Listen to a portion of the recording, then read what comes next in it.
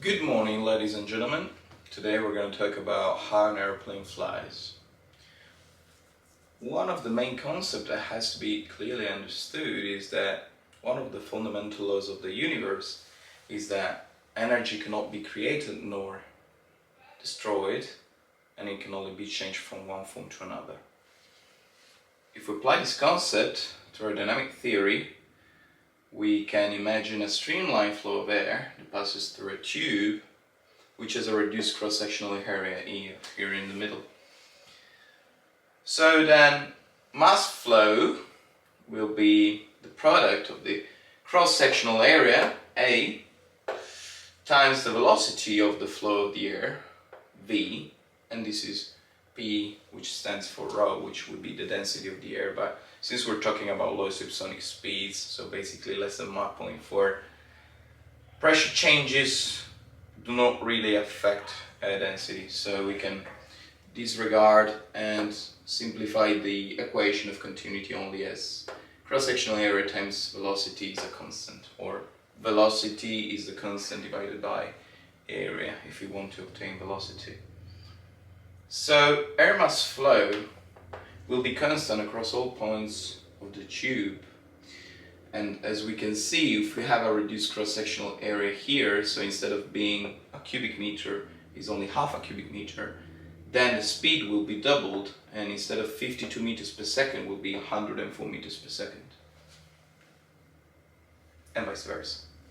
Now we can talk about Bernoulli's theorem that clearly states that in a steady flow of fluid, of an ideal fluid, which is considered incompressible and has no viscosity, the sum of the pressure energy and kinetic energy is a constant. Kinetic energy is represented by half the density of the air times v squared, and this is pressure energy.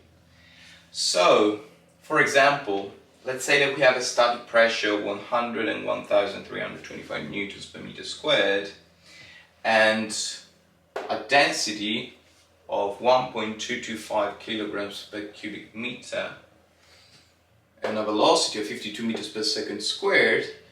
The dynamic pressure, the kinetic energy, will be 1,656 newtons per meter squared, and that gives us 102,981 newtons per meter squared, which you can see that is constant across the whole sections of the tube.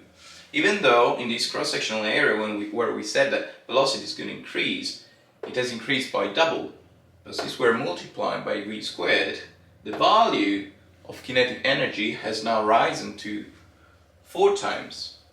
And of course you can see that static pressure has decreased, but the total value is the same.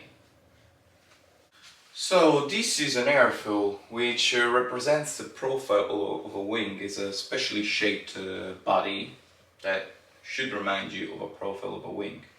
And if we divide this image by 2, we can see that this represents the cross-sectional area of the tube that we were talking about before, so that we can remind ourselves that here, this is an imaginary tube with streamlines, which represents the path of the particles of air.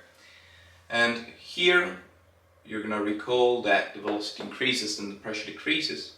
Here instead we have a positive pressure and lower velocity, and this pressure differential is going to act per unit area, acting and lifting the airplane up, creating this aerodynamic force that is called lift,